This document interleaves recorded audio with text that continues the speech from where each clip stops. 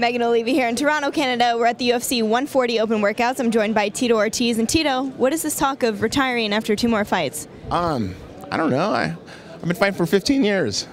Can my body take more damage? I don't know. I've gone through some major surgeries, and I want to watch my boys grow up.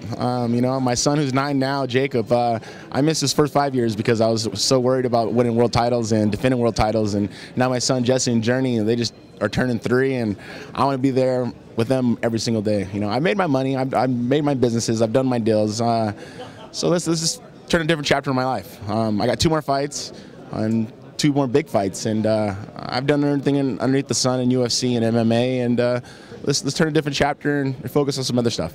Do you feel like your family was the leading factor in that decision? Yeah, that and my health, of course, 100%. I want to walk away on my own terms. I want to make sure I walk away with my head on my shoulders when I'm still articulate and I'm able to speak well, at least try to speak well. But it's just one of those things, I don't want my body to take too much damage.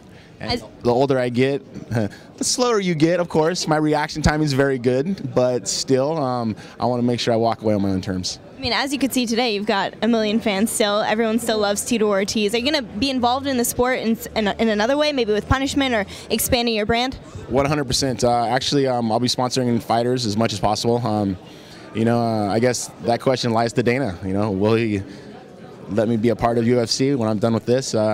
If not, I'll find some other way, and I ain't leaving MMA. I've made my life around MMA. My lifestyle is MMA. I mean, I've done it because of Dana and Lorenzo, and I'm not going anywhere. You've got a big fight on Saturday. Let's talk about that. Break down the matchup for me between you and Little Nog. You know, I think it just comes down to whoever's the faster guy to get off first. You know, whoever can punch the fastest, get the quickest takedown, whoever kicks quicker, whoever pushes the fight tempo forward right off the bat and takes advantage of the fight and don't let the other person breathe. We'll get our hands raised. And usually they say the first person to cause the most amount of damage usually comes away with the victory, and I plan on doing that. All right, and that's your fight on Saturday. If you would have one more, theoretically, if you stick with your plan, who would you like to face for your last fight? I would say Forrest Griffin. I won the first one. They gave him the second one. Let's do a third. Let's do a trilogy. I think I deserve it, you know, to call my last one. Hopefully Joe Silva's listening.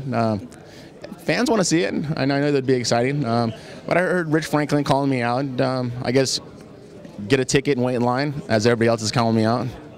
But, you know, I want to make a fight that'll make the fans interested in watching. Yeah, a third fight with Forrest would definitely be interesting. Before I let you go, can you break down this main event for me between Jon Jones and Lyoto Machida? Obviously, guys in your weight class. What's your take on that fight? Well, you got one guy who's a complete defensive fighter in Machida, and Jon Jones a complete offensive fighter. And I guess Jon Jones is going to have to show his length and catch up to Machida's speed. I know I got to give it to Jon Jones, just because of he's such a more of a well-rounded fighter in his Muay Thai, in his wrestling, and his jiu-jitsu. Then Machida's just a karate guy with jiu-jitsu skills and judo, but they're both super tough. That's why this main event is a very important one for both guys to win. All right, thank you so much, Tito. Good luck, and I have to say I value this interview since we may only have a few more left. And there may be more. There'll be a lot more. There'll be a lot of things I'm getting into, so I promise you, this is just another chapter in my life. All right, thanks so much, Tito. Good luck Saturday.